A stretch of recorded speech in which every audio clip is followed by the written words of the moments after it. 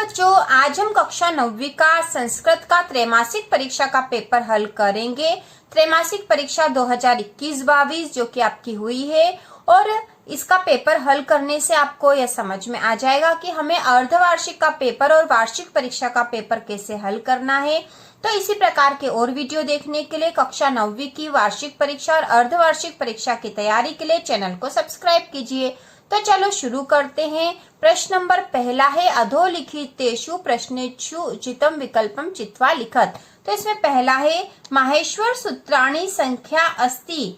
माहेश्वर सूत्रों की संख्या कितनी है? तो इसका उत्तर आएगा चतुर्दश आएगा इसमें। इसके बाद दूसरा है, अवर्णस्य उच्चारण स्थान वर्तते। अवर्ण का उच्चारण स्थान क्या है? तो इसमें आएगा कंठः। इसके बाद है, स्वर वर्ण अस्ति। स्वर वर्ण कौन सा है? तो इसमें आएगा अ, द वाला होगा अ। इसके बाद प्रश्न नंबर चौथा है, विद्या धन आलयः। विद्या धन आलयः इतस्य संधियुक्तम पद अस्ति। तो इसमें आ जाएगा विद्यालयः। विद्यालयः, तो यहाँ पे विद्यालय इसमें भी है और इसमें भी है, तो ये दोनों ही राइट है। तो हम कोई सा भी एक कर सकते हैं क्योंकि दोनों राइट है, विद्यालयः आएगा। इसके बाद है अगला, दीर्घ संधि उदाहरणम अस्ति। दीर्घ संधि का उदाहरण है, तो दीर्घ संधि का उदाहरण यहाँ पर आ जाएगा हिमालयः, स वाला। ठीक है, स हिमालयः इसका सही उत्तर है। इसके बाद प्रश्न नंबर छठा है, सूर्योदयः इतस्मिन् पदे संधि अस्ति। सूर्योदयः इस पद में संधि कौन सी है? तो इसमें आएगा गुण संधि।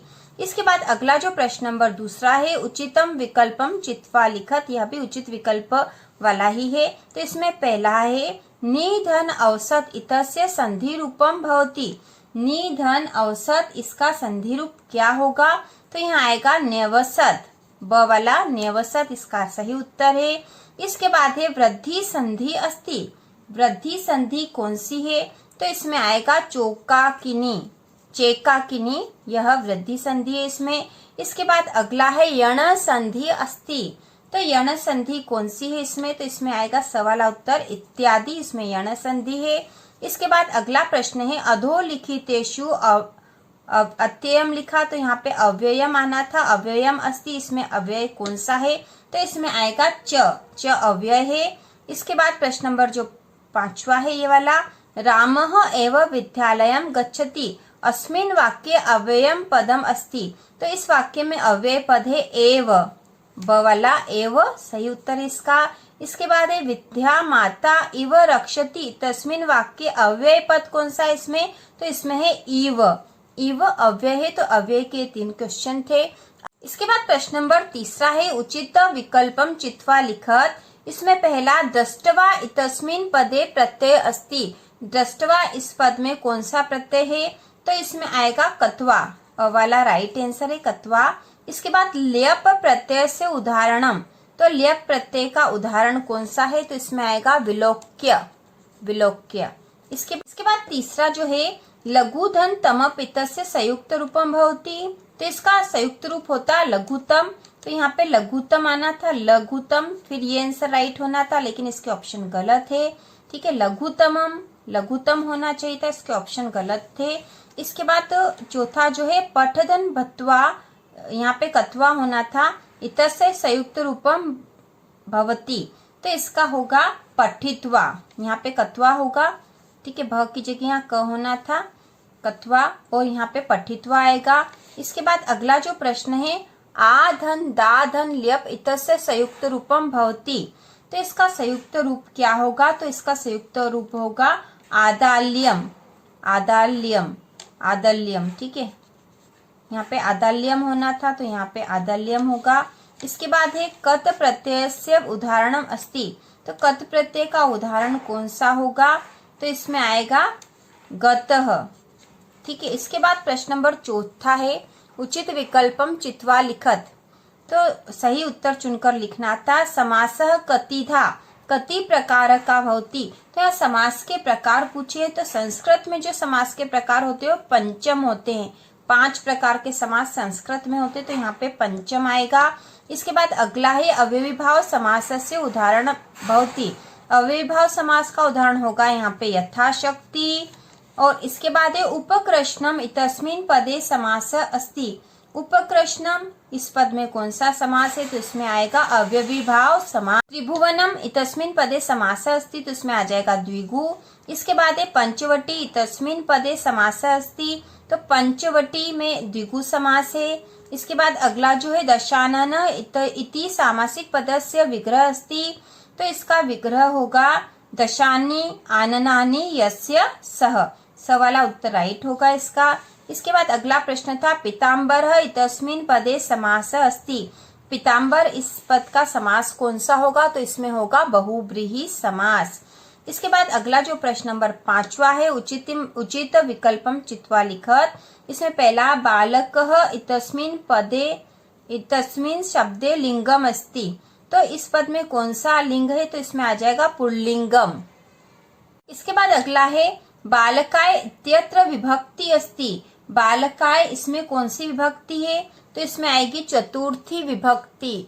इसके बाद अगला जो प्रश्न है फलम इति शब्द कस्मिन् लिंगे अस्ति। फलम इस शब्द में कौन सा लिंग है, तो इसमें आएगा पुल्लिंगे। इसके बाद है रमाम इतस्मिन् शब्दे वचनम अस्ति। रमाम इस शब्द में कौन सा वचन है, तो इसमें आएगा एक वचन। अगला जो है पठति इति धातु रूपम कस्मिन् लकारे वर्तते। पठति इसमें कौन सा लकार है यह बताना है, तो इसमें आएगा लट लकारे। इसके बाद अगला है गमिष्यति इति धातु रूपम कस्मिन् लकारे अस्ति, तो गमिष्यति इसमें है लट लकार, ब वाला लट लकारे यह आएगा। इसके बाद लड लकार से धातु रूपम वर्तते, तो इसका धातु रूप है अभवत। ठीक है, अभवत। इसके बाद प्रश्न नंबर 6 था अधोलिखितेषु प्रश्नेषु पंच प्रश्नानाम उत्तराणि एक वाक्येन लिखत। तो हमें एक वाक्य में उत्तर लिखना था, तो इसका उत्तर होगा कविः का संबोधयति। तो कवि का संबोधयति, तो इसका उत्तर का के स्थान पर हमें यहाँ लिखना था वाणी। कवि वाणी वाणीम संबोधयति या वाणीम संबोधयति। कविः काम वादयितुम वाणीम प्रार्थयति, तो कवि वीणा वीणाम वादयत्युम, तो यहाँ पे काम के स्थान पर आएगा वीणाम। इसके बाद माता की आदिशत, तो माता पुत्रीम आदिशत। माता ने अपनी पुत्री को आदेश दिया था, तो यहाँ आएगा पुत्रीम आदिशत। इसके बाद अगला है मल्लिका पूजार्थ सखिभिः सह कुत्र गच्छति स्म। तो कहाँ पे गई थी मल्लिका, काशी विश्वनाथ मंदिरम। ठीक है, तो क्या आएगा यहाँ पर काशी विश्वनाथ मंदिरम। काशी विश्वनाथ मंदिरम। ठीक है, काशी विश्वनाथ मंदिर गई थी मल्लिका। इसके बाद है यहाँ पे जो छठा जिमुतवाहन कस्य पुत्र अस्ति। जिमुतवाहन किसका पुत्र था, तो यहाँ पे कस्य के स्थान पर आ जाएगा जिमुत केतुः। जिमुत केतु का पुत्र था वह। ठीक है, इसके बाद प्रश्न नंबर जो 7वां है युग्म मेलनम कुरुत, तो यहाँ जोड़ी मिलानी थी, तो सरस्वती की जोड़ी बनेगी वाणी। स्वर्ण पक्ष था काकः। कुल क्रमागत था कल्पतरु। आस्वाद्य तोयाः नद्य आएगा और पवनः समीरः होगा। ठीक है, अब प्रश्न नंबर 8 है शुद्ध वाक्यानाम समक्षम आम अशुद्ध वाक्यानाम समक्षम न इति लिखत। शुद्ध वाक्य मतलब जो सही वाक्य उसके सामने आम मतलब हाँ लिखना है, और अशुद्ध वाक्याम नाम समक्षम न मतलब नहीं लिखना है। यहाँ कोई सी भी 3 करने थे हमें, तो इसमें पहला है सरस्वती वीणाम वादयति, तो सरस्वती वीणाम वादयति, तो यह सत्य है, हम लिखेंगे आम। ठीक है, आम। इसके बाद है ग्रामे एका सर्व ऐश्वर्य संपन्ना वृद्धा स्त्री निवसत, तो यहाँ पे आएगा न। सर्व ऐश्वर्य संपन्न वह नहीं थी, तो हम न लिख देंगे। इसके बाद है कुंभकार घटन न रचयति, तो यहाँ पे भी हम लिखेंगे। तो इस प्रकार यहाँ पर कुंभकार घटा न रचयति न हो जाएगा। हमें कोई से भी 3 करने थे, तो हमने 3 कर दिए हैं। इसके बाद प्रश्न नंबर 9 है अधोलिखितेषु गद्यांशेषु एकस्य गद्यांशस्य प्रश्नानाम उत्तराणि लिखत। तो यहाँ जो गद्यांश दे रखे इसमें से किसी एक गद्यांश के नीचे जो प्रश्न दे रखे हैं उसका हमें उत्तर लिखना है। जैसे ये जो गद्यांश दे रखा है इसमें 3 प्रश्न दे रखे, पहला, दूसरा और तीसरा। ग्रामे का न्यवसत, दुहिता कीदृशी आसीत और माता पुत्रीम किम आदिशत। तो इसका उत्तर हम लिखेंगे। इसमें जो प्रश्न पहला था ग्रामे का न्यवसत, तो इसका उत्तर होगा ग्रामे एका निर्धना वृद्धा स्त्री न्यवसत। तो इस प्रश्न का उत्तर हमें उस गद्यांश में से ही छाट कर लिखना था। तो ग्रामे का न्यवसत, तो उसका उत्तर हमने यहीं से लिखा है, ग्रामे एका निर्धना वृद्धा स्त्री न्यवसत। ठीक है, उसमें से ही हमें ढूंढकर आसानी से हम लिख सकते हैं। इसके बाद दूसरा है दुहिता कीदृशी आसीत, तो इसका उत्तर होगा दुहिता विनम्रा मनोहरा आसीत। अगला जो प्रश्न है माता पुत्रीम किम आदिशत, तो माता पुत्रीम किम आदिशत, माता ने पुत्री को क्या आदेश दिया था, तो इसका उत्तर आएगा सूर्या तपे टंडुलान खगेभ्यो रक्षः। तो यह आदेश दिया था माता ने पुत्री को। इसके बाद प्रश्न नंबर जो 10वां है अधोलिखितेषु पद्यांशेषु एकस्य पद्यांशस्य प्रश्नानाम उत्तराणि लिखत। तो यहाँ पे पद्यांश हमें 2 दे रखे, 2 में से किसी भी एक का, एकस्य लिखा है इसलिए किसी भी एक के प्रश्नों के उत्तर लिखने, चाहे तो हम इसके भी लिख सकते हैं, ठीक है, या फिर इसके, दोनों में से जो भी हमें अच्छा लग रहा है उसमें से किसी एक के उत्तर लिखने हैं। तो हम यहाँ पर जो है ऊपर वाले के आंसर लिखेंगे। तो इसमें पहला जो प्रश्न है नद्यः स्वयमेव कह न पिबन्ति, तो इसका उत्तर होगा नद्यः स्वयमेव जलम न पिबन्ति। इसके बाद है के स्वयं न फलानि खादन्ति, तो वृक्षा स्वयं फलानि न खादन्ति। इसके बाद है के नादन्ति, तो इसका उत्तर होगा नादन्ति सस्यम खलु वारिवाह, नादन्ति सस्यम खलु वारिवाह। तो इस प्रकार इनके उत्तर, हम इस पद्यांश को पढ़ के ही हमें इसके उत्तर लिखना है।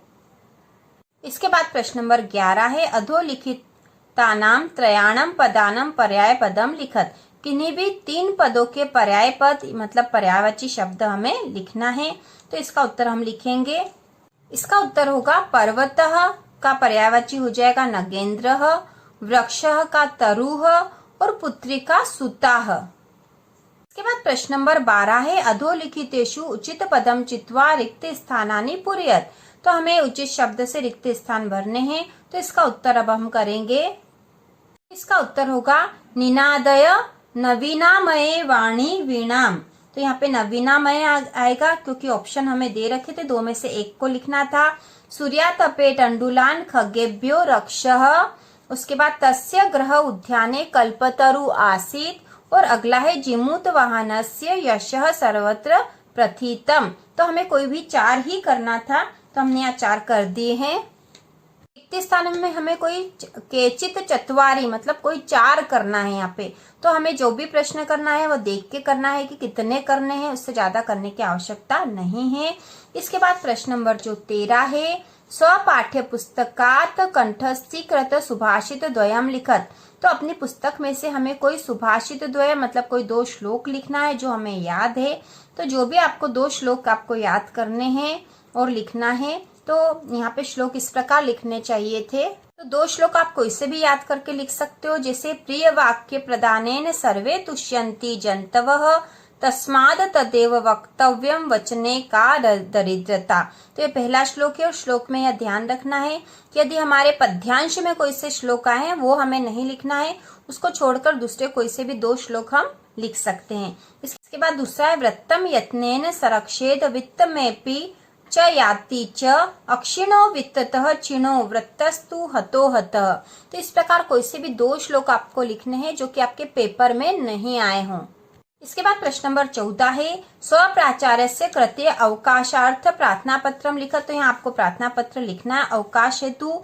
तो इसके लिए एक अलग से वीडियो इम्पोर्टेंट क्वेश्चन का जब अर्धवार्षिक का बनाएंगे तो उसमें प्रार्थना पत्र भी लिखेंगे हम। इसके बाद अगला प्रश्न नंबर 15 था तो अधोलिखित स्थूल पदान्यधिकृत्य प्रश्न निर्माणम कुरुत केचित चत्वारा। यहाँ पे भी कोई से 4 जो है 4 पदों से हमें प्रश्न निर्माण करना था। तो यह अब हम करेंगे प्रश्न नंबर 15। तो इसमें है ग्रामे निर्धना स्त्री अवसत। तो इसका प्रश्न निर्माण करेंगे ग्रामे का अवसत और पीछे प्रश्नवाचक चिन्ह आएगा। फिर अगला है मोदकानी पूजा निमित्तानि रचितानि आसन। तो इसका प्रश्न निर्माण हो जाएगा, मोदकानी के स्थान पर आ जाएगा कानी, पूजा निमित्तानि रचितानि आसन और आखिरी में प्रश्नवाचक चिन्ह। फिर अगला है तरोह कृपया सह पुत्रम प्राप्नोत।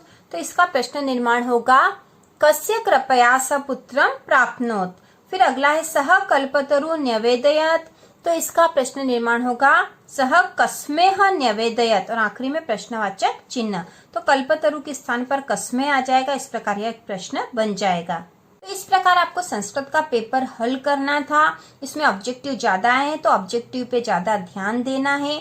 और अर्धवार्षिक में हो सकता है आपके निबंध भी आए, इस बार नहीं आया है। त्रैमासिक में अर्धवार्षिक में आ सकता है, तो हमें निबंध की भी तैयारी करके रखनी चाहिए।